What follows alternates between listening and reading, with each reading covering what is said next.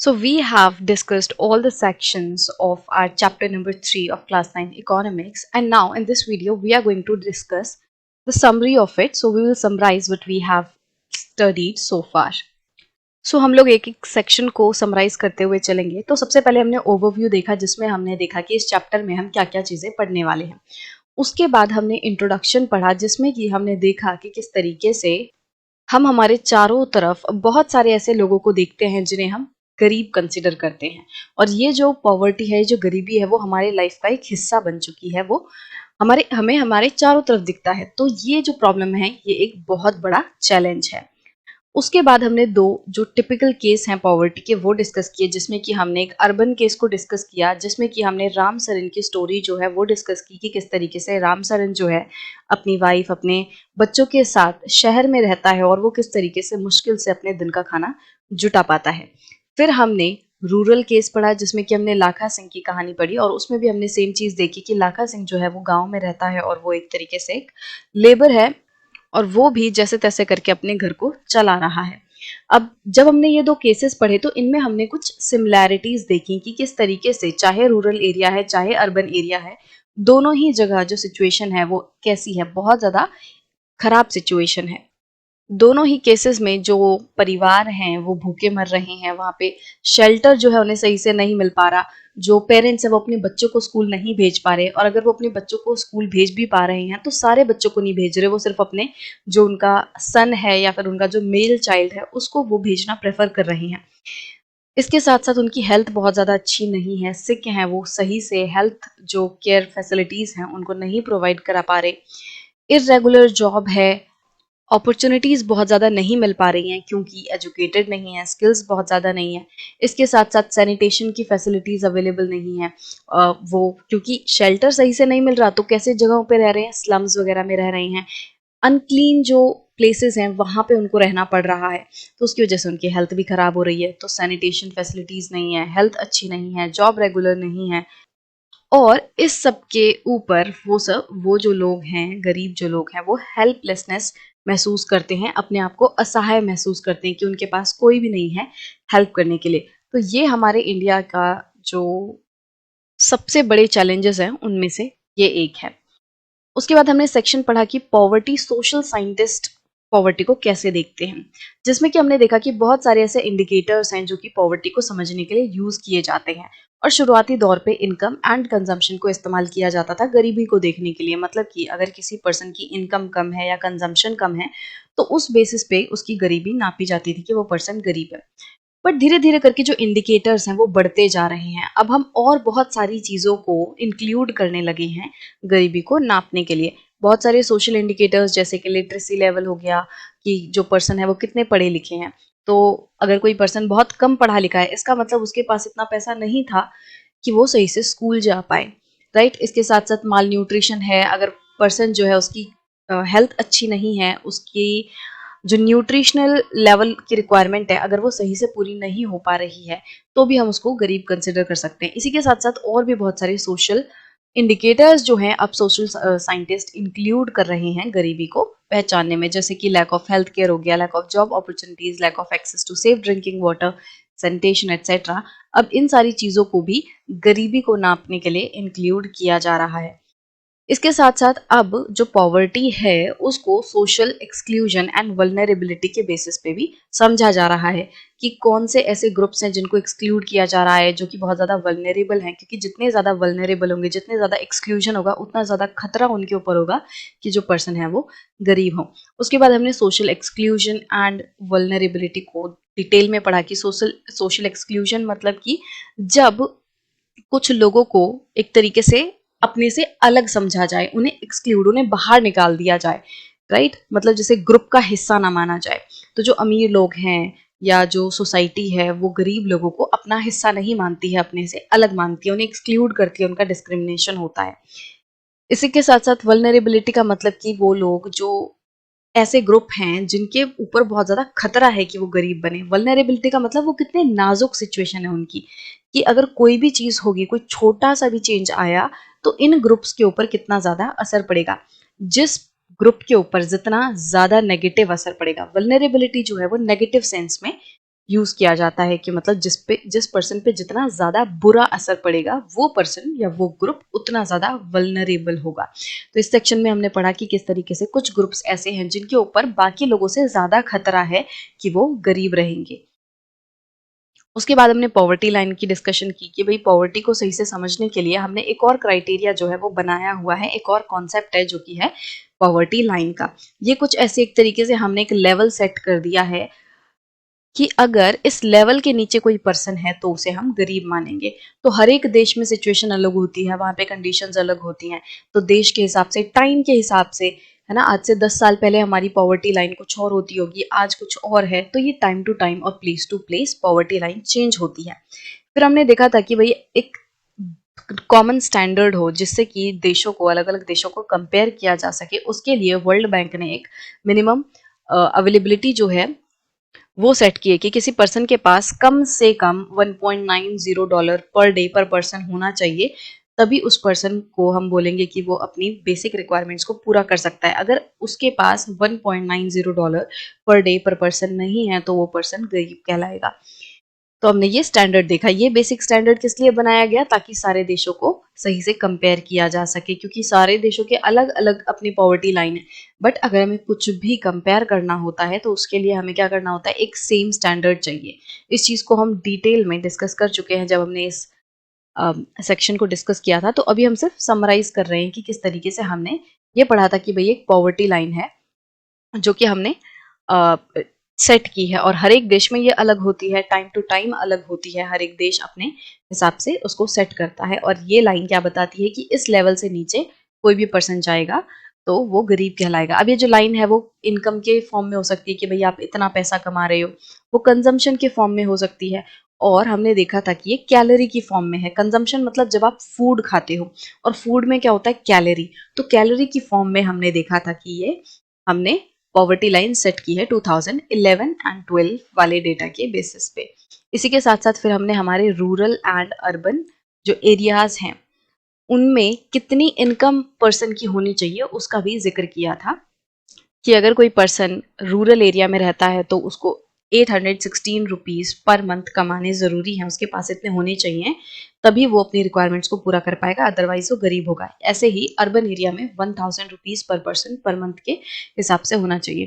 Calories में क्या data था? कैलोरीज में है जो गरीब लोग हैं जो रूरल एरिया में रह रहे हैं उनके लिए कैलोरी की रिक्वायरमेंट है 2400 कैलोरीज पर पर्सन पर डे की, एंड जो लोग अर्बन एरिया में हैं उनके लिए कैलोरी रिक्वायरमेंट है 2100 कैलोरीज पर पर्सन पर डे, राइट।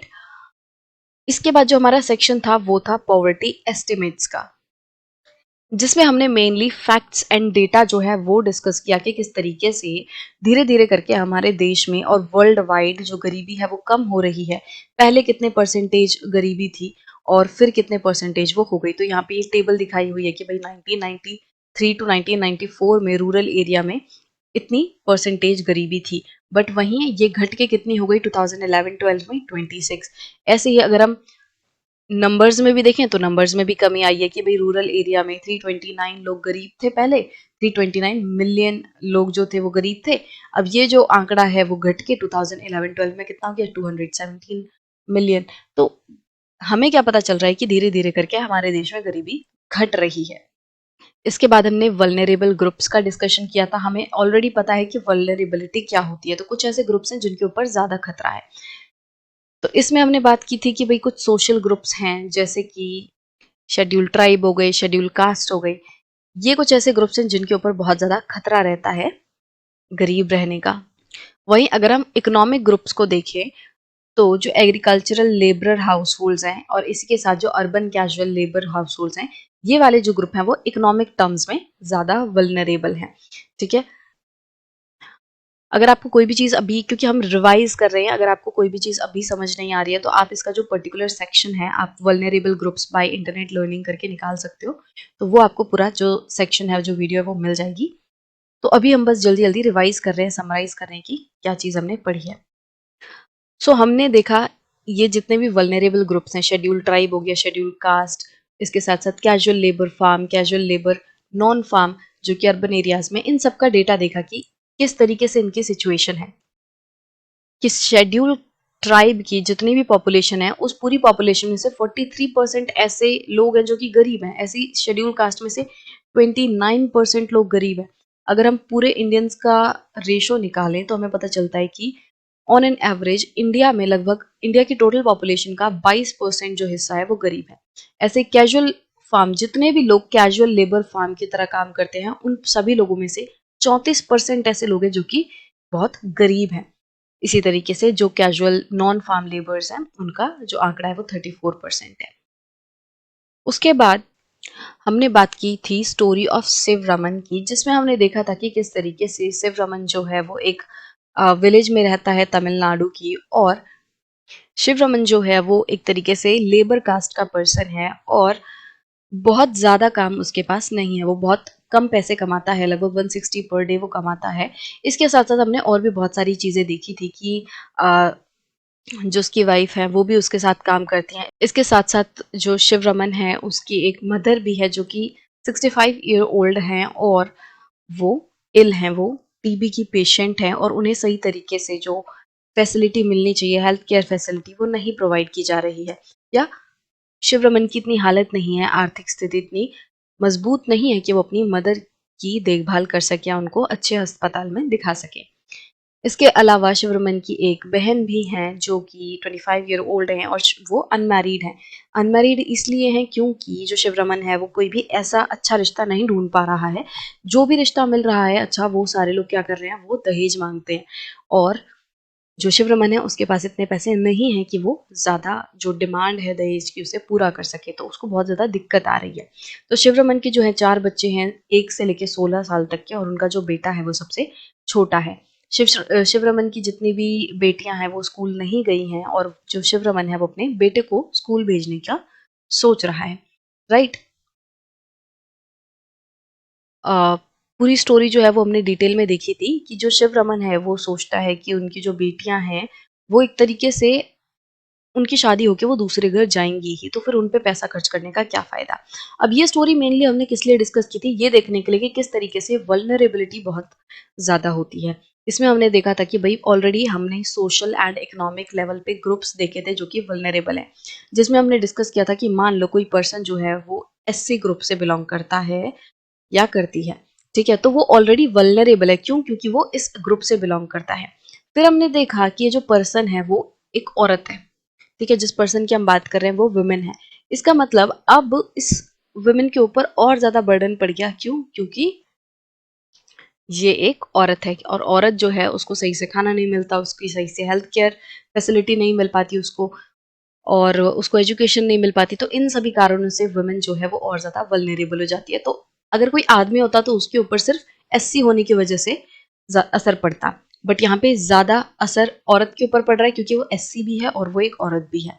तो जो वल्नरेबिलिटी है वो कुछ ऐसे ग्रुप होते हैं जो कि बहुत ज़्यादा वल्नरेबल होते हैं, बाकियों से ज़्यादा वल्नरेबल होते हैं। राइट। मतलब कि वल्नरेबल ग्रुप्स में भी ऐसे ग्रुप्स हैं जो कि ज़्यादा और वल्नरेबल हैं। उसके बाद हमने इंटरस्टेट डिस्पैरिटी पढ़ा था, जिसमें हमने समझा कि भाई सारी स्टेट्स में गरीबी की जो हालत है वो सेम नहीं है। कुछ ऐसी स्टेट्स हैं जहाँ पे बहुत ज़्यादा लोग गरीब हैं, वहीं कुछ ऐसे स्टेट हैं जहाँ पे इतने गरीब नहीं हैं। फिर हमने ग्लोबल पॉवर्टी सिनेरियो देखा था, जिसमें हमने देखा था कि भाई धीरे धीरे करके यहाँ पे जो पॉवर्टी है वर्ल्ड लेवल पे वो भी कम हो रही है। एंड अगेन ग्लोबल लेवल पे भी डिस्पैरिटी है, डिफरेंसेस हैं। कुछ देश ऐसे हैं जो कि बहुत अच्छा कर रहे हैं, बट दूसरे देश ऐसे हैं जहाँ पे गरीबी इतने ज़्यादा लेवल पे कम नहीं हो पा रही, जहाँ पे आज भी बहुत ज़्यादा बड़े लेवल पे गरीब है। सो हमने ग्राफ एंड ये चार्ट वगैरह सब डिस्कस किया था कि किस तरीके से वर्ल्ड लेवल पे जो अलग अलग एरियाज हैं उनकी क्या सिचुएशन है। तो अभी अगर हम एशिया का देखें तो साउथ एशिया में बहुत ही एकदम ऐसी सिचुएशन है कि हमारे एरिया में सबसे ज़्यादा गरीब हैं। तो अभी हमें और ज़्यादा स्टेप लेने की ज़रूरत है ताकि ये जो गरीबी है वो कम हो सके। उसके बाद हमने कारण पढ़े थे पॉवर्टी के कि भाई बहुत सारे ऐसे कारण हैं जिनकी वजह से गरीबी होती है और जिनकी वजह से हमारे देश में गरीबी आई है। उसमें हमने देखा था कि भाई जो ब्रिटिशर्स हैं उनके टाइम पे बहुत ज़्यादा इकोनॉमिक डेवलपमेंट नहीं हुआ था और मतलब उन्होंने हमारी डेवलपमेंट पे ज़्यादा ध्यान नहीं दिया था। हमें एक तरीके से बस उन्होंने लूटा ही लूटा। उनकी पॉलिसीज़ वगैरह ऐसी थी जिसकी वजह से हमारे जो बिजनेसेस थे, हमारे जो ट्रेडिशनल हैंडीक्राफ्ट वगैरह थे वो सब बर्बाद हो गए। राइट। इसके साथ साथ हमने देखा कि भाई उस टाइम पे इकोनॉमिक ग्रोथ तो लो थी बट पॉपुलेशन ग्रोथ बहुत ज़्यादा हाई थी। इस वजह से क्या हुआ, इन दोनों चीज़ों का कॉम्बिनेशन बना और इंडिया में गरीबी जो है वो बढ़ने लग गई। इसके साथ साथ हमने देखा कि भाई एग्रीकल्चर सेक्टर में कुछ जगह ऐसी थी जहाँ पे ग्रीन रेवोल्यूशन ने अच्छा असर दिखाया, जहाँ पे ग्रीन रेवोल्यूशन आया। तो जहाँ पे ग्रीन रेवोल्यूशन आया वहाँ पे तो जो जॉब अपॉर्चुनिटीज हैं एग्रीकल्चर के सेक्टर में वहाँ पे लोगों को मिलने लगी, मतलब वहाँ पे लोगों को एग्रीकल्चर में जॉब मिलने लगी, काम मिलने लगा। बट ऐसे एरियाज जहाँ पे ग्रीन रेवोल्यूशन नहीं आया था वहाँ पे लोगों को एग्रीकल्चर सेक्टर में कोई जॉब नहीं मिली। अब इसके साथ साथ जो इंडस्ट्रीज हैं वो भी सही से जॉब्स नहीं प्रोवाइड करा रही थी। मतलब कि हमने देखा कि भाई एग्रीकल्चर सेक्टर में तो बहुत सारे लोगों को जॉब नहीं मिल रही थी, बट जो इंडस्ट्रीज हैं, जो पब्लिक कंपनीज हैं, प्राइवेट कंपनीज हैं, वहाँ पे भी लोगों को ज़्यादा जॉब नहीं मिल रही थी। और इसीलिए क्योंकि ज़्यादा जॉब नहीं मिल रही है तो लोगों ने छोटे मोटे काम जो है वो करना शुरू कर दिया, ऐसे जॉब्स करना शुरू कर दिया जहाँ पे बहुत ज़्यादा पैसा नहीं है। जैसे कि रिक्शा पुलिंग का, वेंडर्स का होता है जो ठेला वगैरह लगाते हैं उनका, कंस्ट्रक्शन वर्कर्स का। इस तरीके से उन्होंने ये जो काम है वो करने शुरू कर दिए और क्योंकि वो ऐसे काम कर रहे थे तो उनकी जो इनकम है वो कम थी, इर्रेगुलर थी। और इर्रेगुलर इनकम होने की वजह से, अच्छी इनकम ना होने की वजह से उनकी हालत ऐसी नहीं थी कि वो एक अच्छे से घर में रह सकें। और धीरे धीरे करके क्या हुआ, स्लम्स वगैरह बनने लगे। जो स्लम्स हैं उनमें लोग रहने लगे क्योंकि अच्छा घर वो अफोर्ड नहीं कर सकते, ना ही तो वो अच्छा घर खरीद सकते हैं और ना ही कोई अच्छा सा घर रेंट पे ले सकते हैं। तो उन्होंने क्या किया, झुग्गी झोपड़ी बनानी शुरू कर दी और स्लम्स में वो रहना लग गए। इस तरीके से इनकी जो हालत है वो और ज़्यादा ख़राब होने लग गई और ऐसा होता है, राइट। यही सिचुएशन हर जगह आपको मैक्सिमम देखने मिलेगी कि गरीबी की शुरुआत ऐसी ही होती है और इसी तरीके से जो गरीब है वो किसी भी देश में मैक्सिमम आपको ऐसे ही देखने मिलेंगे। डेवलपिंग जो कंट्रीज़ हैं उनमें तो आपको मैक्सिमम यही सीन दिखेगा। इसके अलावा बहुत सारी इनइक्वालिटी भी है, मतलब कि देश में कोई तबका ऐसा है जिसकी इनकम बहुत ज़्यादा है, वहीं दूसरे तबके ऐसे हैं जहाँ पे इनकम ज़्यादा नहीं है, बहुत कम है। अब इसका रीज़न क्या है कि भाई ज़्यादातर लोग जो है मान लो रूरल एरिया में रहते हैं और उनकी लाइफ जो है पूरी तरीके से लैंड पे डिपेंड करती है। बट कुछ ऐसे लोग हैं जिनके पास लैंड है ही नहीं, या फिर लैंड है भी तो बहुत छोटी सी लैंड है जिससे उनका पूरा नहीं पड़ रहा है। तो ज़रूरत क्या है कि लैंड रिफॉर्म हो, मतलब कि जो लैंड की डिस्ट्रीब्यूशन है वो होना ज़रूरी है वापस से, ताकि जो लैंड है वो सही से लोगों के हिस्से में पड़े और हर एक पर्सन अपने पाँव पर खड़ा हो सके, या वो जो पर्सन है वो अपने परिवार का पेट भर सके। तो इनकम इनइक्वालिटी है, लैंड की जो डिस्ट्रीब्यूशन है वो सही से नहीं हो रखी है, उसमें बहुत ज़्यादा इनइक्वालिटी है, उस वजह से भी गरीबी है। सो बहुत सारे ऐसे स्टेट्स हैं जिन्होंने लैंड रिफॉर्म्स किए हैं, बट बहुत से ऐसे स्टेट्स भी हैं जिन्होंने ऐसा नहीं किया है। इसके अलावा बहुत से socio cultural and economic factors भी हैं जिनकी वजह से गरीबी होती है। जैसे कि बहुत ज़्यादा लैविश शादी करना, बहुत ज़्यादा पैसा खर्च करना पार्टी वगैरह में, या जैसे शादी वगैरह हो रही है तो उन सब चीज़ों में बहुत ज़्यादा पैसा खर्च करना। जैसे मान लो बगल वाले ने जगराता करा दिया, मतलब पूरा भंडारा कर दिया, तो अब उसका जो पड़ोसी है भले ही उसके पास पैसा नहीं है बट उसको एक तरीके से ऐसा फील हो रहा है कि भाई मेरी तो इज्जत नहीं रहेगी, अगर मेरे बगल वाले ने, मेरे पड़ोसी ने ऐसा किया तो मुझे भी करना चाहिए। भले ही उसके पास पैसे नहीं है, वो लोन लेके फिर जगराता रखेगा या लोन लेके वो बड़ी शादी करेगा, ज़्यादा पैसा लगाएगा। तो ये जो चीज़ें हैं उनकी वजह से भी गरीबी आ रही है। ठीक है, इसके बाद जो स्मॉल फार्मर्स हैं उनका गरीब रहने का क्या कारण है कि भाई स्मॉल फार्मर वैसे ही स्मॉल है, उनके पास एक खेती से इतना पैसा नहीं आता कि वो सेविंग कर सकें, और जब उनके पास कोई बचत ही नहीं है तो अगले साल वो जो इनपुट्स चाहिए उनके लिए पैसा कहाँ से लाएंगे, तो उन्हें लोन लेना पड़ता है इनपुट्स खरीदने के लिए, और वो इस तरीके से लोन में फंसते जाते हैं। जो उन्होंने पहला लोन लिया उसे वो चुका नहीं पाते, उस पहले लोन को चुकाने के लिए वो किसी और से लोन लेते हैं, फिर वो उस सेकंड वाले पर्सन को लोन ले चुका पाते, फिर सेकंड वाले पर्सन को लोन चुकाने के लिए वो किसी तीसरे पर्सन से लोन ले लेते हैं। तो इस तरीके से ये चेन चलती रहती है और वो इंडेटनेस में फंस जाते हैं, वो कर्ज में फंस जाते हैं, कर्ज का एक जाल बन जाता है जिससे निकलना उनके लिए बहुत ज़्यादा भारी हो जाता है। उसके बाद हमने एंटी पॉवर्टी मेजर्स की बात की थी कि भाई जो गवर्नमेंट है उसने बहुत सारे ऐसे स्टेप्स भी लिए हैं जो कि गरीबी को हटाने के लिए लाए गए हैं।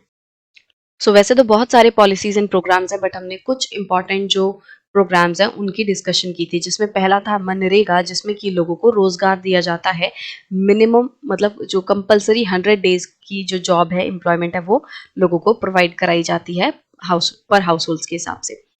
ठीक है, मतलब एक घर से हम एक आदमी को 100 दिन का काम देंगे, या एक परिवार को हम टोटल 100 दिन का काम देंगे, इस तरीके से ये जो मनरेगा है वो चलती है। मतलब बेसिकली लोगों को 100 दिन का काम प्रोवाइड हो जाता है और उस 100 दिन के काम की तनख्वाह भी मिलती है, उसकी वेज भी मिलती है।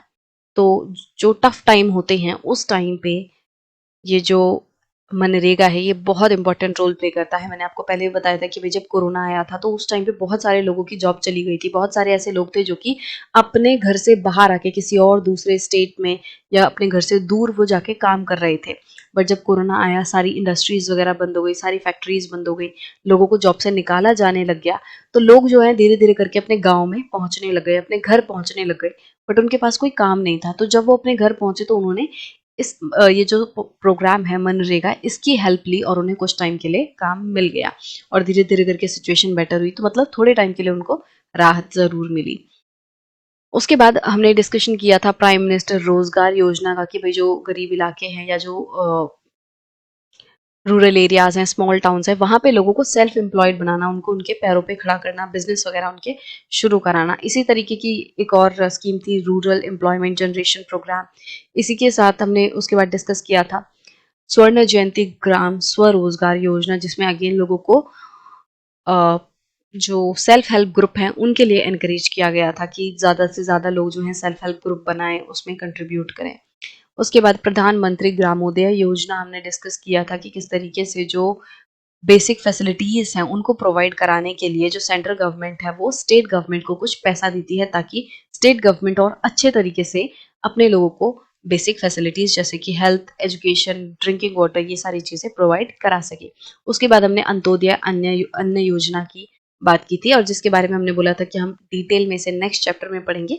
बट ये जो प्रोग्राम है ये हमें नाम से ही पता चलता है कि ये फूड से रिलेटेड है कि हमें गरीब लोगों को फूड प्रोवाइड कराना है। उसके बाद हमने बात की थी चैलेंजेस अहेड की, जिसमें हमने देखा कि भाई वैसे तो बहुत सारे प्रोग्राम्स वगैरह जो हैं शुरू कर रखे हैं, गवर्नमेंट ने बहुत कुछ शुरू किया है, जिसमें से कुछ इंपॉर्टेंट प्रोग्राम्स को हमने डिस्कस किया। बट इतने सारी चीजें होने के बावजूद भी अभी हमारे सामने जो ये दिक्कत है गरीबी की वो अभी बनी हुई है, वो पूरे तरीके से खत्म नहीं हुई है और कंटिन्यूअसली हमें एफर्ट डालने पड़ेंगे कि हम इस दिक्कत को, ये जो प्रॉब्लम है उसको हटा सके। ठीक है।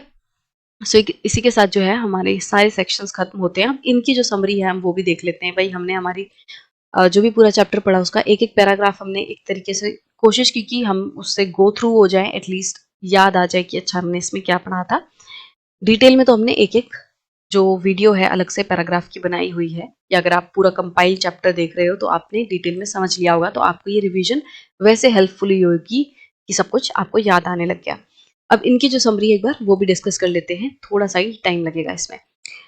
So you have seen in this chapter that poverty has many dimensions. तो हमने देखा था कि भाई जो पॉवर्टी है वो मल्टी डायमेंशंस वाली एक सिचुएशन है जिसमें कि पर्सन को चारों तरफ से उसको ज़िल्लतें झेलनी पड़ती हैं। भई उसको हेल्थ अच्छी नहीं होगी, खाना अच्छा नहीं मिल रहा, शेल्टर नहीं है, जॉब अपॉर्च्युनिटी नहीं है, तो बहुत सारी प्रॉब्लम्स किसी पर्सन को गरीबी की वजह से देखनी पड़ती हैं। गरीबी सिर्फ एक प्रॉब्लम नहीं है बल्कि वो अपने साथ बहुत सारी प्रॉब्लम्स को लाती है। Normally this is measured through the concept of poverty line. और नॉर्मली अब हम गरीबी को कैसे नापते हैं? पॉवर्टी लाइन के थ्रू। भई हमने एक लेवल बना दिया, इस पर्सन जो भी पर्सन इस लेवल से नीचे होगा उसे हम गरीब बोल देंगे। अब ये जो लाइन है वो हम अलग-अलग तरीके से सेट करते हैं, हम डिस्कस कर चुके हैं इसे अभी। Through this concept we analyse main global and national trends in poverty. तो ये जो पॉवर्टी लाइन है इसके मदद से हम क्या करते हैं, हम जो पॉवर्टी के ट्रेंड चल रही है, भाई गरीबी घट रही है, बढ़ रही है ना? कितने लोग गरीबी रेखा से ऊपर आ रहे हैं, तो ये सारी जो चीजें हैं हमें जानने में मदद मिलती है पॉवर्टी लाइन से। But in recent years, analysis of poverty is becoming rich through a variety of new concepts like social exclusion. But धीरे धीरे करके अब हम और नए तरीके ला रहे हैं गरीबी को जानने के, समझने के, और उसको और ब्रॉडन किया जा रहा है। तो जो सोशल एक्सक्लूजन जैसी चीज़ें हैं अब उनको भी कंसिडर किया जा रहा है गरीबी को नापने के लिए कि भाई जो ग्रुप जितना ज़्यादा एक्सक्लूडेड होगा वो उतना ज़्यादा गरीब रहने का खतरा रखता है। Similarly, the challenge is becoming bigger as scholars are broadening this concept into human poverty. अब जैसा कि अभी डिस्कस किया कि धीरे धीरे करके क्या हो रहा है कि पॉवर्टी जो है उसका कॉन्सेप्ट ब्रॉड हो रहा है, ज्यादा से ज्यादा चीजों को हम गरीबी के अंदर लाते जा रहे हैं। तो अब गरीबी जो है वो सिंपली एक चीज नहीं रह गई है। जब हम उसको नापते हैं तो ऐसा नहीं कि हमने बस एक इनकम देखी, अच्छा इतना पैसा है इतना नहीं है, तो तुम गरीब हो या अमीर, बल्कि अब और बहुत सारी चीज़ें उसमें इंक्लूड हो रही हैं। हेल्थ हो गया, लिटरेसी लेवल हो गया, है ना, बहुत सारी चीज़ें इंक्लूड हो रही हैं। और ये जो जैसे जैसे करके गरीबी का जो आइडिया है वो ब्रॉड होता जा रहा है, वैसे वैसे ये जो कॉन्सेप्ट है वो और ज़्यादा कॉम्प्लिकेट होता जा रहा है। अब गरीबी को समझना इतना आसान नहीं है, इसके लिए आपको बहुत सारी चीज़ों को समझना पड़ेगा, तब जाके आप एक्चुअल में मतलब गरीबी को समझ पाओगे। तो ये चीज़ें हमने डिस्कस की। बट अब चाहे कितना भी कॉम्प्लिकेटेड हो, उम्मीद करती हूँ कि आपको ये जो पूरा चैप्टर है इसमें आपको आइडिया लग गया होगा कि गरीबी कैसे होती है, किस तरीके से लोगों को अफेक्ट करती है, क्या क्या उसके रीजंस हैं, कैसे हम गरीबी को नापते हैं। ठीक है, ये सारी चीज़ें अब आपको क्लियर हो गई होंगी। तो इसी के साथ हमारा जो चैप्टर नंबर 3 है क्लास 9 इकोनॉमिक्स का, वो खत्म होता है। और इसके बाद हम हमारा जो लास्ट चैप्टर है, चैप्टर नंबर 4, वो डिस्कस करेंगे। I hope you like this video. If you do then please give it a thumbs up, and if you are new to the channel then please subscribe it. और जो bell icon है वो भी दबा देना, ताकि आपको हर एक नई वीडियो के साथ आपको नोटिफिकेशन मिल जाए। Right, so we'll meet in the next video with a new chapter. Till then, bye bye.